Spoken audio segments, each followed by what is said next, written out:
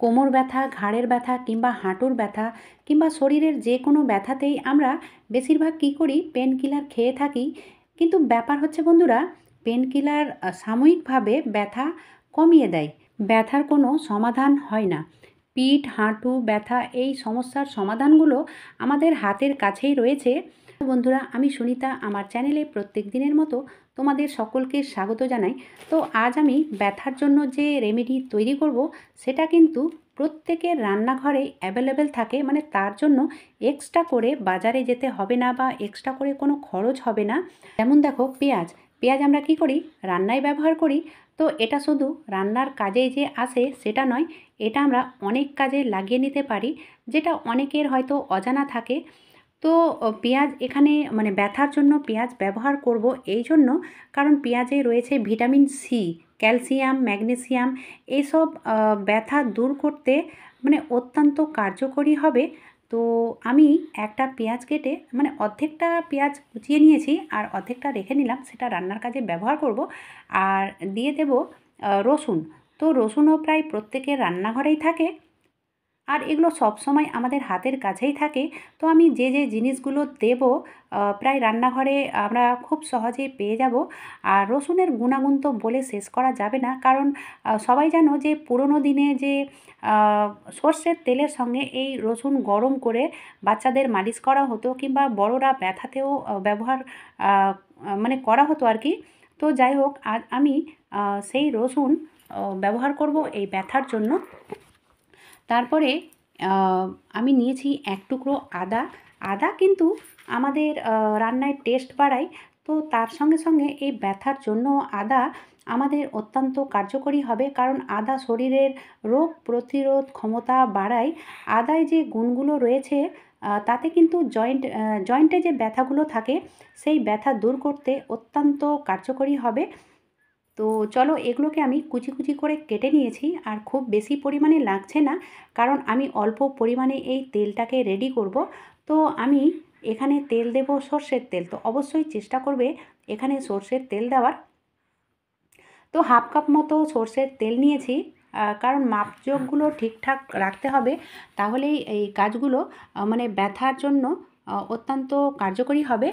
তো এই যে আমি মাল মশলাগুলো কেটে রেখেছি, সেটা কিন্তু এখন দিতে হবে না, কখন দিতে হবে আর কিভাবে দিতে হবে তোমরা স্কিপ না করে পুরো ভিডিওটা দেখতে থাকো। সর্বপ্রথমে করতে হবে, আমি এই তেলটাকে চুলায় বসিয়ে দিয়েছি, আর তেলটা যখন গরম হয়ে যাবে তখন দিয়ে দিলাম রসুন।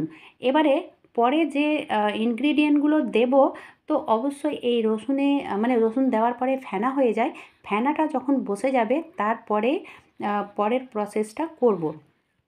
তো এই দেখো বন্ধুরা, মানে ফেনাটা এখন বসতে লেগেছে। এবারে দিয়ে দেব 1 চামচ পেঁয়াজ কুচি। তো আমি এখানে মানে হাফ কাপ তেলের জন্য 1 চামচ রসুন কুচি, 1 চামচ পেঁয়াজ কুচি। তো পেঁয়াজটাকে দিয়ে দেওয়ার পরে আবারও একটুখানি ফেনা হতে লেগেছে, এটারও ফেনাটা যখন বসে যাবে তার পরের প্রসেস করে নেব। তো এই যে আদাও আমি কুচিয়ে রেখেছিলাম, তো আদাটাকেও এখানে 1 চামচ মতো দিয়ে দিলাম। অনেক সময় আমরা ব্যথার জন্য আদার পেস্ট ব্যবহার করি, আদা পেস্ট করে সেই ব্যথার জায়গাতে মানে লেপের মতো করে লাগিয়ে রাখি, কারণ আদা ব্যথা দূর করতে ভীষণই কাজে আসে। তো সে কারণে এখানে দিয়ে দিলাম 1 চামচ মতো আদা। আর হ্যাঁ বন্ধুরা, এখানে একটা কথা মাথায় রাখবে, প্রথম থেকে শেষ পর্যন্ত যতক্ষণ এটাকে গরম করব, আঁচটা মানে চুলার আঁচটা কিন্তু লো ফ্লেমে থাকবে, মানে একেবারে সিম করা থাকবে। অবশ্যই এই কথাটা মাথায় রাখবে, নইলে কিন্তু এটা পুড়ে যাবে। তারপরে দেখো, এখানে নিয়েছি আমি মেথি দানা। তো মোটামুটি 1 চামচ মতো মেথি দানা নিয়ে নিতে হবে। 1 চামচ থেকে একটুখানি কম নিয়েছি, কারণ তেলটা খুব বেশি নেই, হাফ কাপ মতো তেল রয়েছে। তো ব্যাপার হচ্ছে, মেথির পাউডার নয়, এখানে মেথির দানাই ব্যবহার করতে হবে। তারপরে ভালোভাবে নেড়ে নিলাম। আর তোমরা দেখতে পাচ্ছ আমি চুলোর আঁচটাকে একেবারে লো করে রেখেছি, আর এখন পর্যন্ত লো রয়েছে, মানে কোনো মতে একে বাড়ানো যাবে না। বাড়িয়ে দিলে কিন্তু এগুলো পুড়ে যাবে, আর পুড়ে পুড়ে গেলে এর যে গুণগুলো রয়েছে সেগুলো কিন্তু নষ্ট হয়ে যাবে। তারপরে এতে আমি দিয়ে দিলাম 1 চামচ জোয়ান। যে জোয়ান আমরা খাবারের পরে খেয়ে থাকি, সেটাই 1 চামচ মতো দিয়ে দিলাম, সেটাও প্রায় প্রত্যেকের ঘরে ঘরে থাকে। আর এই যে গরম মশলার মধ্যে যে দারুচিনি থাকে সেটা আমি এক টুকরো দিয়ে দিলাম। তারপরে এতে দিয়ে দেব কয়েকটা লং, মানে এখানে 8-10টা লং দিলেই যথেষ্ট। এবারে এটাকে ভালোভাবে গরম করে নিতে হবে।